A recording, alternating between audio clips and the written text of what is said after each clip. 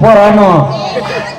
असा कुकरचा खरंच घ्यायचा आणि खाली ठेवायचा आणि काय करायचं कशात काय घालायचं म्हणजे पाच पाठकडे पडायचं काम काय करायचं होतं आता झोपी कसं झालं होतं पाठ करताना पुढं काय झालं की कुकाच्या खालनात पाठ पुढवायचं की बोल आणि असं घ्यायचं